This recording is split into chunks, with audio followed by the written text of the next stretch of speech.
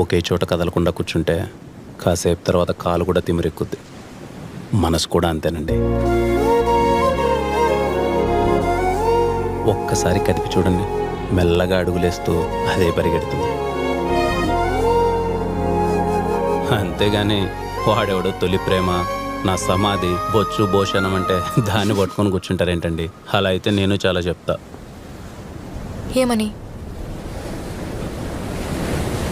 తొలి ప్రేమ అంత తోపేం కాదని.